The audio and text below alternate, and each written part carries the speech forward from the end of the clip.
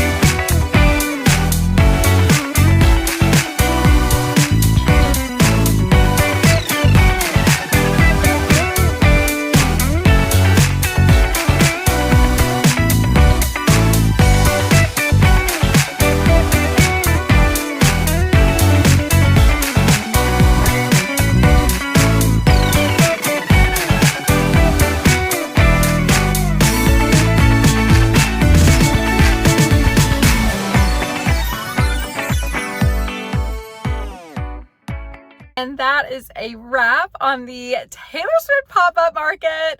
Let's head back to the crochet corner and break it all down. All right, so that was an overview of the Taylor Swift pop-up market. Like I said, so much fun, so much energy.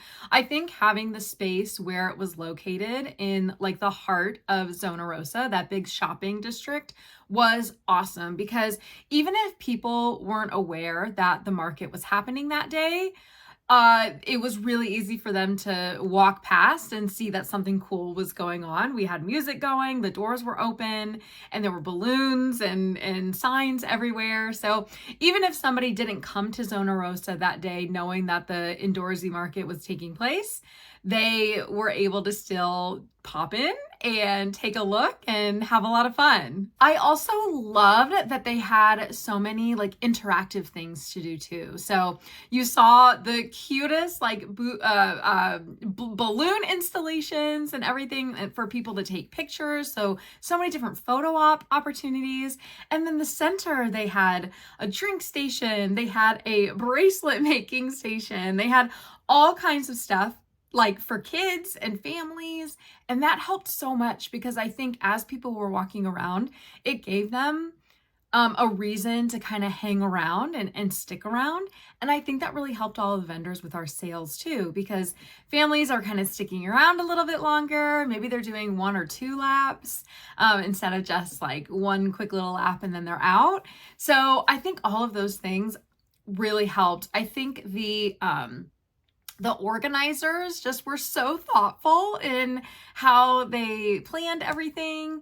And I'm just really, really happy with how it went. All right, let's get right into it. So I always like to share, you know, what surprises were, like what didn't sell that I was surprised by.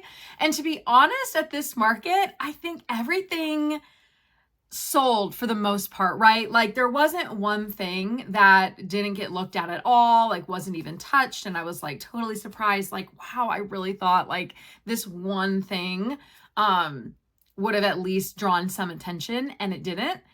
I feel like everything in my booth had a look over. I feel like people were asking me questions about just about everything that was at the booth. So there wasn't anything in particular that I can say, oh my gosh, I can't believe like none of these sold, or I can't believe like these weren't even touched. Because I feel like it was a good mix of everything, which is different to previous markets. I feel like there's always a surprise of where like, oh my gosh, I didn't sell one of these. Like, I can't believe it. I feel like at this market, it wasn't like that, which was kind of cool. All right, so let's talk about best sellers. So some of my best sellers were, and I'll pop up pictures up here for you to kind of see what I'm talking about, my cow loveys. So I brought a couple cow loveys. I always try to bring, so for my lovey wall, I always try to bring like multiples of things. I may not like put them on the lovey wall, like all of them on the lovey wall. I'll just have like one like to showcase, but if it gets sold, then I can replenish it. So I have a cute little like tote behind me, like behind all the tables, and I'll have a couple duplicates of things. So that way when something sells, I can go and put it right back up. So it still looks nice and full. But it also, like, if one sold, then there's an opportunity to sell another one. And that's what I always try to do with some of my best sellers, like my cow loveys.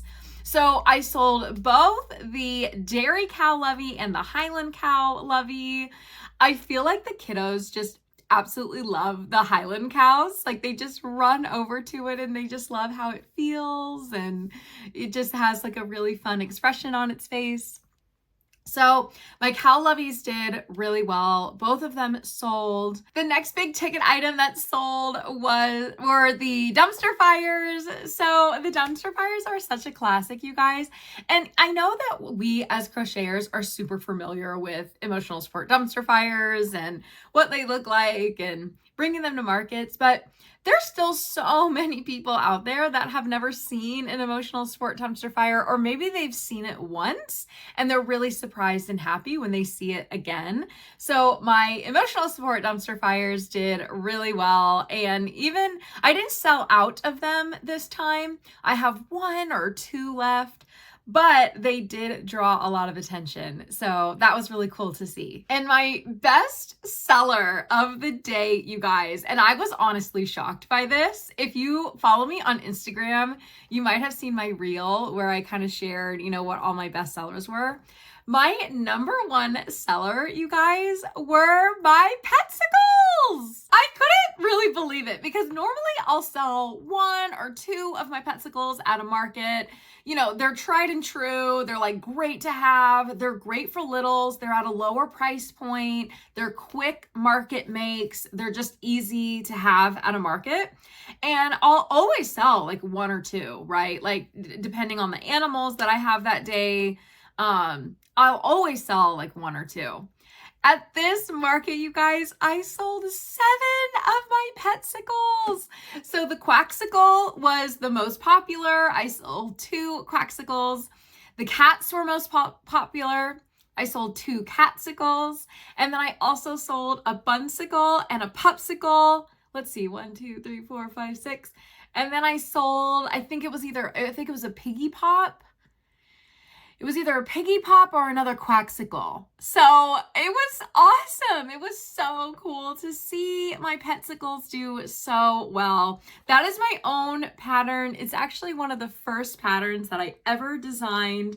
The pupsicle was my first design. And then I've added so many different petsicles since. So I have a barnyard pop collection. I have an Ellie pop, that's an elephant.